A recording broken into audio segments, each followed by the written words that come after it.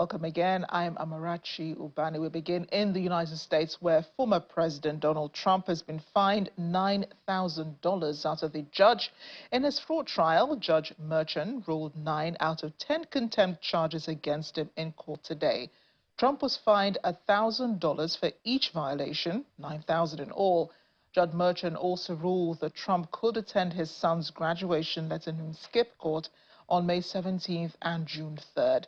The former president is accused of trying to cover up a $130,000 payment to adult film star Stormy Daniels before he won the 2016 election, which prosecutors say was election interference. And to East London now, where a 36-year-old man has been arrested after he stabbed several people, including 2 police officers, in a sword attack in Hainault. 5 people were taken to hospital, including a 13-year-old boy who succumbed to his injuries and died. The mayor of London, Sadiq Khan, described the incident as devastating and appalling. He's hailed the police and other emergency services for their bravery, but urged the people not to speculate until the details of the incident are confirmed. He's also asked residents of Hainault to pass on any footage recorded on phones or doorbells to the police, while additional uniformed police officers will be deployed to the area. However, police have said the incident does not appear to be terror-related. Our correspondent in London, Juliana Olainka, has been monitoring the situation on the ground and now reports. Well, sadly, Chief Superintendent Stuart Bell from the Metropolitan Police did confirm in a televised press statement a couple of hours ago that tragically a 13-year-old boy has died following that critical incident in Hainault, which is on the east side of Greater London this morning. A couple of minutes before 7 a.m, the police were first called to the scene following reports of a knife-wielding man going through the area, knocking on doors and stabbing people. According to that press statement, what we do know is that 5 persons were injured, 4 of whom are still in hospital. We're not thinking that their injuries at the moment are life-threatening. However, 2 police officers who were also caught up in the incident are having to undergo emergency surgery. I think it's important to say that at this time, the Metropolitan Police are only reporting the facts. Of course, in the age of social media, particularly on X, formerly known as Twitter, where lots of witnesses are sharing images, that nobody comes to any conclusion. Of course, London has been the scene of mass stabbings for several years now. So when the information was first reported, lots of people were flocking to social media platforms, asking or questioning whether or not this was a terror-related event. We do know from the police presser earlier this afternoon that we do not believe that this is terror-related, and the 36-year-old man that has been arrested, he was arrested on the scene, was thought to be acting alone. But of course, this brings into question the safety of individuals around London. In a couple of days, on Thursday, millions of people around this country will be going to the polls to elect local councillors, including a new mayor of London. Sadiq Khan, the current mayor of London, a Labour mayor, has faced significant criticism over the past couple of years and months following an increase in knife violence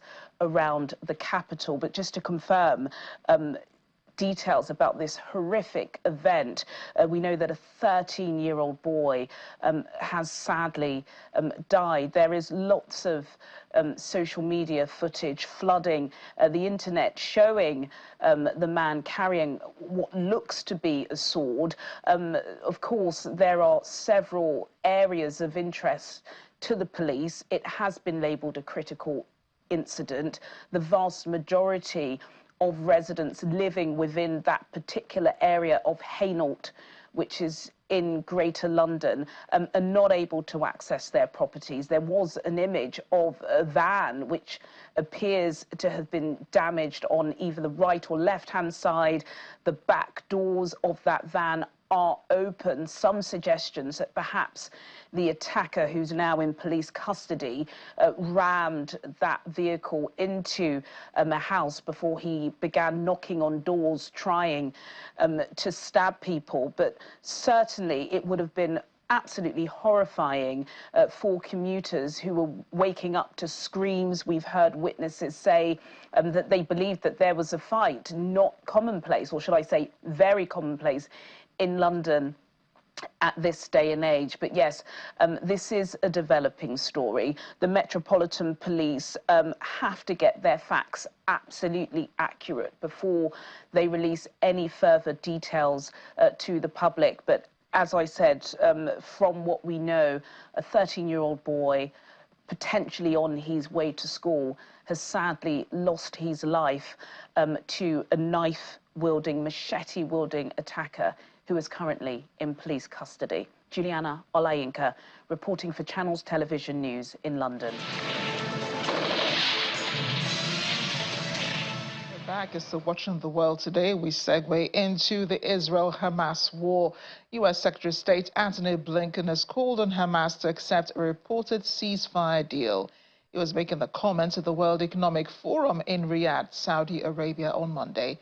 After weeks of negotiations, a Hamas official has reportedly stated that there were no major issues with the proposal, reportedly including a 40-day ceasefire in exchange for the release of potentially thousands of Palestinian prisoners. He reiterated that the U.S. would not support any potential Israeli military operation in Rafah. It comes as Prime Minister Benjamin Netanyahu promised this morning to eliminate Hamas in Rafah with or without a deal. That gives us confidence that civilians can be effectively protected. We strongly support Israel in its effort to ensure that what happened on October 7th never happens again. But at the same time, we are determined to do everything we can to bring an end to the terrible human suffering that we're seeing every single day in Gaza among children, women, men, who've been caught in a terrible crossfire of Hamas's making. And so maximizing protection of civilians, maximizing the support that gets to them, this is very much our focus. Now, the quickest way to bring this to an end is to get to a ceasefire and the release of hostages. And right now, as you said, Hamas has before it a proposal that is extraordinarily generous on the part of Israel. And in this moment, the only thing standing between the people of Gaza and a ceasefire is Hamas. They have to decide, and they have to decide quickly. We've said clearly, and for some time now, on Rafah, that in the absence of a plan to ensure that civilians will not be harmed, we can't support a major military operation in Rafah. And we have not yet seen a plan that gives us confidence that civilians can be effectively protected. That we have done intense work together over the last months. And in fact, well before October 7th, this is what we were focused on. And in fact, I was scheduled to be in the region, to be in Saudi Arabia and in Israel on October 10th, a trip that didn't happen because of October 7th, to focus specifically on the Palestinian piece of any normalization agreement, because that is, as you said, an essential component. I think, look, the work that Saudi Arabia and the United States have been doing together in terms of our own agreements, I think is potentially very close to completion. But then, in order to move forward with normalization, two things will be required: calm in Gaza and a credible pathway to a Palestinian state. Thank you very much. Back in his home country, the U.S. police are still clamping down on those pro-Gaza protesters in universities. Scores of heavily outfitted riot police descended on the campus of the University of Texas in Austin on Monday to clear out a protest encampment rallying against the Israel-Hamas war. Police reportedly arrested about 50 people from an encampment gathering on the State University's South Mall. Earlier in the day, they issued a dispersal order against the protesters, claiming they could be subject to disorderly conduct, criminal trespass, riot, and obstruction charges.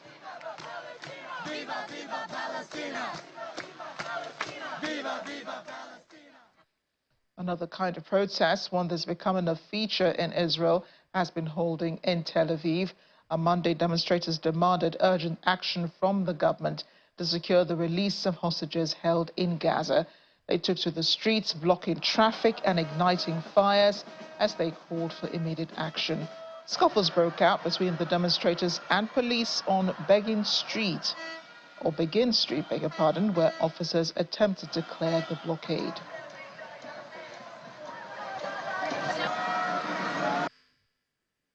We must reach a deal at any price to release the hostages, and in exchange, we must also end the war.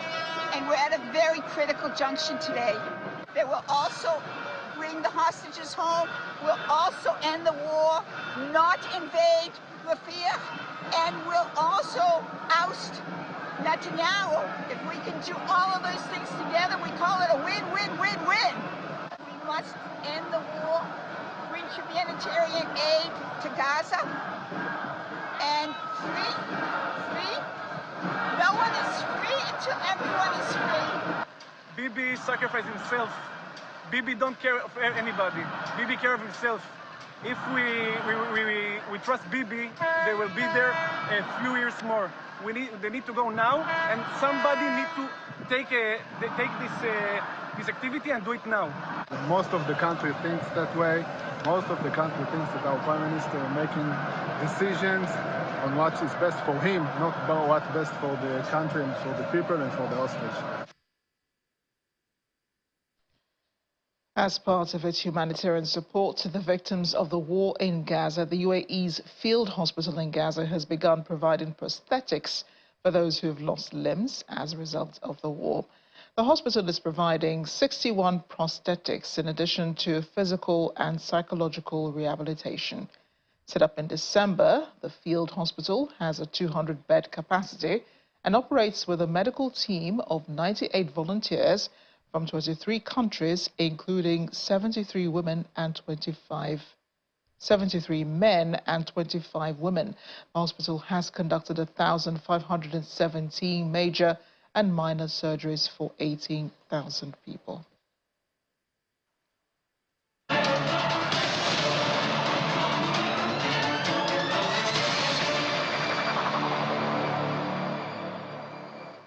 We're hitting all the crisis points of the bulletin today. The United States ambassador to the United Nations, Linda Thomas-Greenfield, has raised a warning about the Sudanese city of El Fasher in Darfur, about it being on the precipice of a large-scale massacre. According to her, Sudan's rapid support forces are planning an imminent attack on the city. She was speaking to reporters alongside the UK ambassador to the UN, James Kariuki, in New York. Today, the UN Security Council met to discuss the crisis in El Fasher, which is on the precipice of a large-scale massacre. As we speak, the RSF is planning an imminent attack on El Fasher.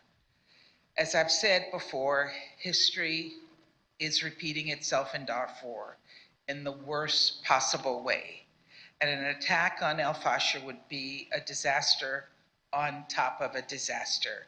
It would put 500,000 internally displaced persons at risk, people who traveled from across Darfur to seek refuge. And that's on top of the 2 million Sudanese who call El Fasher home. The RSF must end this siege and build up military forces in El Fasher and swear off any attack on the city. All parties to the conflict must take urgent steps to de-escalate. The last thing that Sudan needs is a further escalation on top of this conflict that's been going on for a whole year. The Council is concerned about the humanitarian crisis, it's concerned about the scale of the famine risk, and it's concerned about the displacement of people. And we've heard in particular how troubling the problem of humanitarian access is, given the barriers imposed by both sides of the conflict on humanitarian aid. Meanwhile, the UN High Commissioner for Human Rights, Volker Turk, is gravely concerned about the escalating violence in and around El Fasher in North Darfur. Dozens of people have been killed in the past 2 weeks as hostilities between the Sudanese armed forces and the Rapid Support Forces have intensified. UN Human Rights spokesperson Saif Magango says the UN High Commissioner is calling for an immediate de-escalation of the situation and an end to the conflict that has ravaged the country for more than a year. Civilians are trapped in the city, the only one in Darfur still in the hands of the SAF, afraid of being killed should they attempt to flee. This dire situation is compounded by a severe shortage of essential supplies, as deliveries of commercial goods and humanitarian aid have been heavily constrained by the fighting, and delivery trucks are unable to freely transit through RSF-controlled territory. The High Commissioner calls for an immediate de-escalation of this catastrophic situation, an end to the conflict that has ravaged the country for more than a year now, and investigation of all alleged violations and abuses of international human rights law and violations of international humanitarian law, with a view to ensuring accountability and victims' right to both justice and reparations. He also urges both parties to the conflict and their allies to grant civilians safe passage to other areas, ensure the protection of civilians and civilian objects, and facilitate safe and unhindered humanitarian access. Thank you.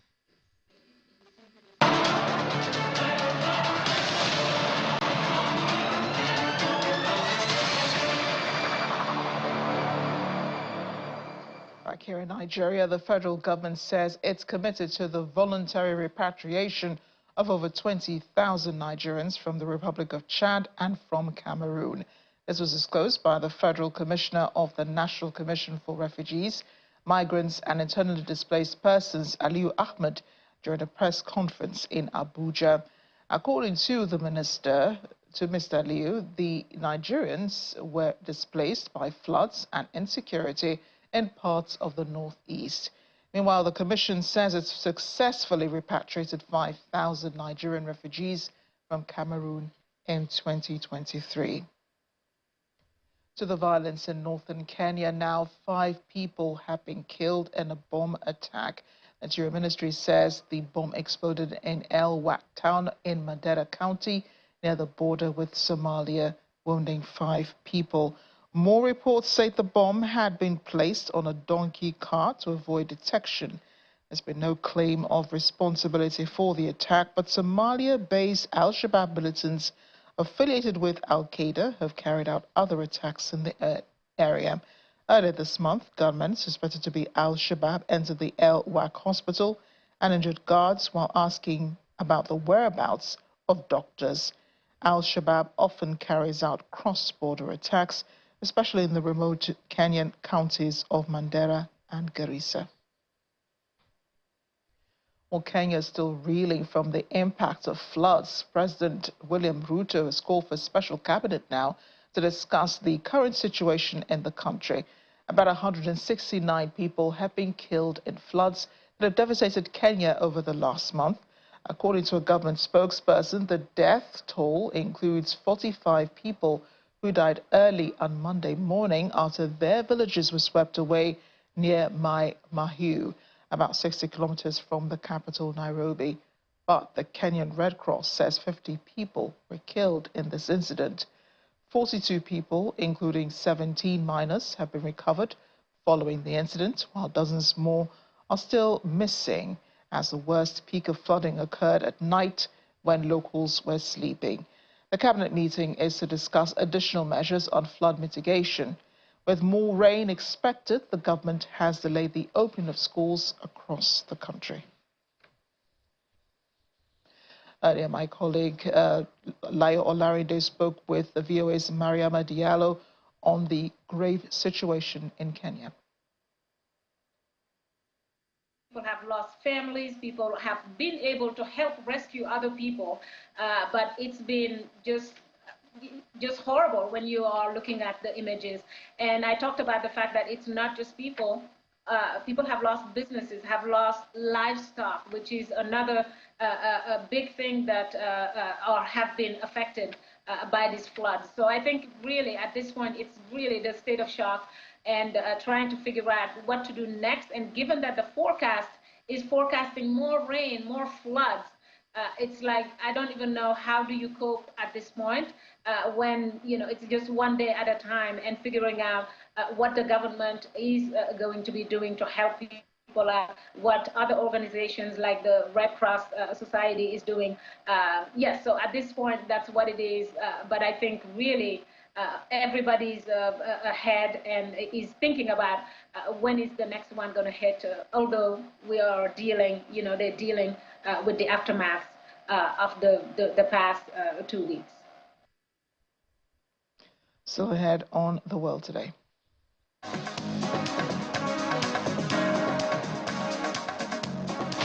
Wildlife fan rescues more than 50 kangaroos in Queensland, Australia. Learn about the story. Stay with us.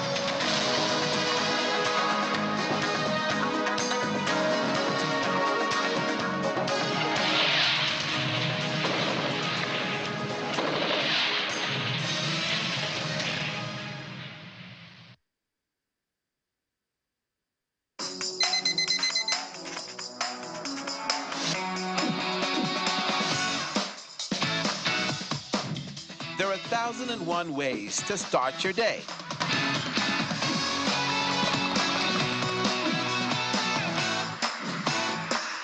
Whether you're in Lagos, Nigeria,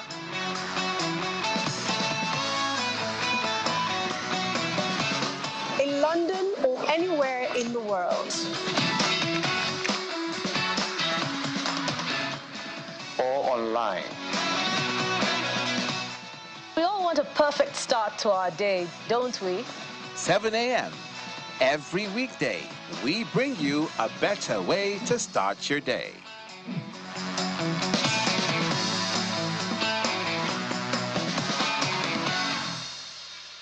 Every person is subject to the rule of law. And that's why you should pay attention. Because when legal heavyweights talk, they talk to Law Weekly.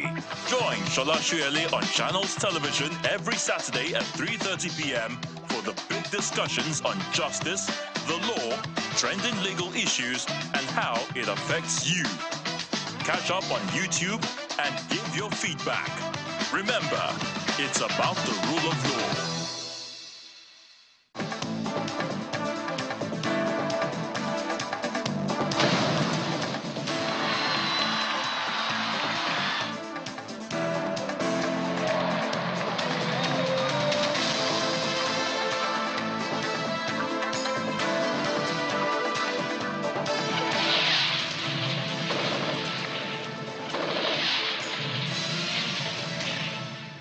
Welcome back to The World Today. We're still on the continent, this time in Togo, where ballot counting in the country's parliamentary election is underway, as the ruling Union for the Republic Party is widely expected to win a majority of the 113 seats being contested in the National Assembly. And many critics believe the vote will cement the family dynasty of President Faure Gnassingbé in power. The party currently dominates parliament, having almost 65% of the seats. According to the National Independent Electoral Commission, the final results from the polls will be released within a week.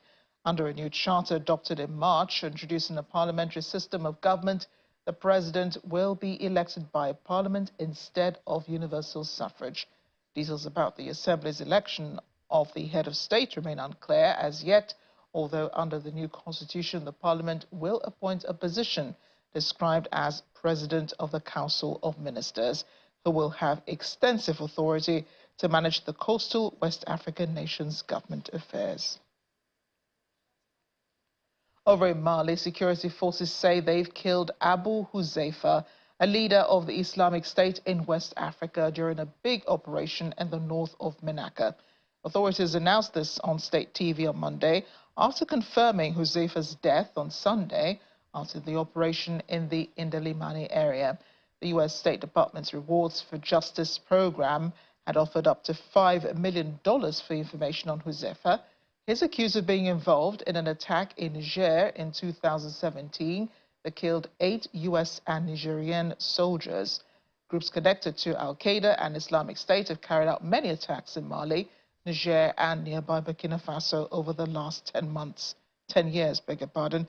According to the International Organization for Migration, over 3 million people in the region have been displaced by the ongoing insecurity and humanitarian crisis as of March. To South Africa now, where the National Treasury says the country's real gross domestic product is forecast at 1.6% over the next 3 years. This slow economic growth has negatively affected many entrepreneurs in the country. One of them, Lesego Senelo, believes technology can be a vital tool in helping entrepreneurs in South Africa overcome economic challenges and access new markets. Yeah, so technology is a huge enabler for the global economy, let alone entrepreneurs. I think COVID, if nothing else, taught us the importance of having reach, and technology was a huge part of that. When it comes to entrepreneurs, it opens up markets beyond where a person is located. And in fact, through some of the work that we've done with the Diamond Circle, we've had interprovincial transactions happen as a consequence of utilizing technology. So looking into the world of work, the future of work, certainly technology would be a great enabler in ensuring that entrepreneurs are successful. Certainly, I think manufacturing, if I look at South Africa and certainly the continent holistically, it's one aspect that we've outsourced to our own detriment over the long term.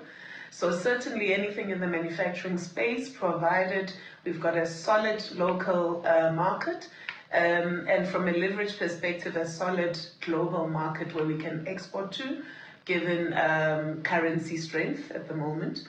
And I think it's also one of those that can build scale in terms of job creation and facilitating skills beyond. Then certainly technology as well, as an enabling industry. There's a whole lot of opportunities that are not geography bound, and so anyone can work practically from anywhere in the world for really big multinationals and make an impact.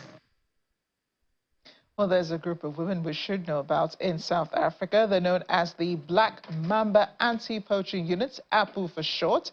They're spearheading the fight against wildlife crime by emphasizing conservation and community involvement in herd spirit.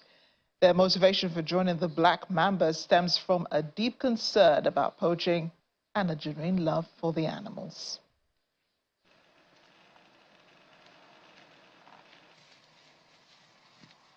Women in formal uniforms drive a vehicle looking for evidence of poaching activities. On a mission to make poaching a thing of the past, they examine tire tracks on the ground and take photographs of clues. The mission and vision of the Black Mambas is to make the Greater Kruger a hard place for poachers to poach, and also engage with kids in the community via using knowledge and education.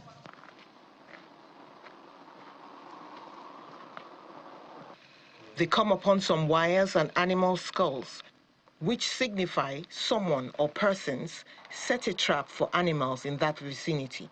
The daily challenge that we come across is when we found a snare with an animal that has been killed by a snare. It is so challenging because it's like we have lost an animal through wiring, and that made us to push more into removing the snares that we found in the bush. Game Ranger Sergeant Malungani Naledi is convinced that there's so much more to do as an anti-poaching enthusiast in order to preserve wildlife for future generations. For myself, when I was going to school, on school trips, when we were visiting Kruger or maybe family trips, we never saw any a rhino. So I just told myself that one day I also want to be the hero or someone who saves these rhinos, because they were nearly extinct. Like now they are nearly extinct. I didn't want the future generation to only know about the rhino only on magazine, TVs, or newspapers. Impressed with the notable decline in poaching incidents since the Black Mamba's formation, a local voices his optimism about the unit's ability to combat poaching. I believe that poaching incidents will continue to drop. What is more exciting is that women are taking part in reducing this crime of poaching, which is male-dominated.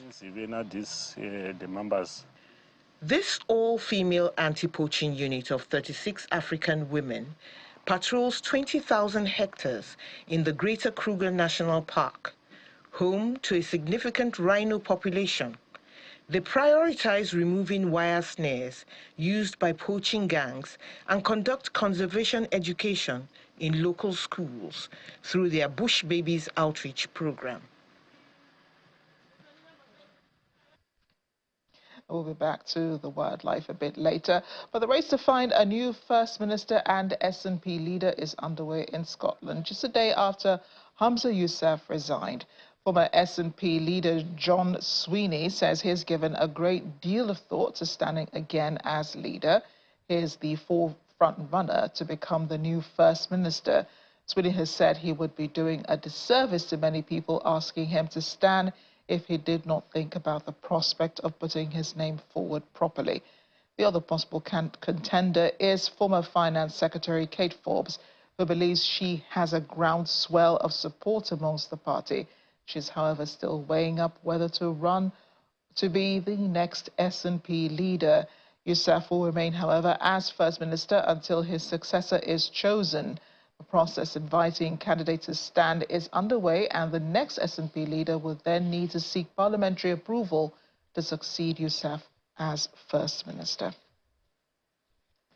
Back to the wildlife now. Enthusiast Kim Palmer has been taking care of around 50 kangaroos, including orphaned joeys, at a home in Mutabura in Queensland, Australia.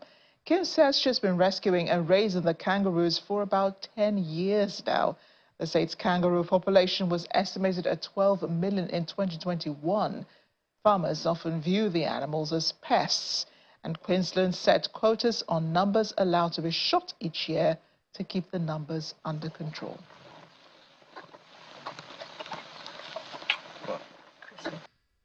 We have roughly 50 here at the moment. Main three species being wallaroos, eastern greys and reds. Red kangaroos, yeah. We've been rescuing and raising kangaroos for about 10 years after our son brought one home. And yeah, it's definitely a life commitment. Depending on the age of the joey, like little pinkies that are on nothing, they have nothing but milk. They can be fed 7 to 8 times a day with the bottle. And then obviously as they grow and develop, you can lengthen the duration between feeds, and then as they get a little bit bigger and they getting fur and stuff like that, and they start hopping out of the pouch, they'll start eating dirt, and then you can start introducing solid foods and stuff like that, and then again you sort of start the less, once they start eating they don't need milk as often. Very much the same as human babies. And that's the world today. Thanks for watching. I'm Amarachi Ubani.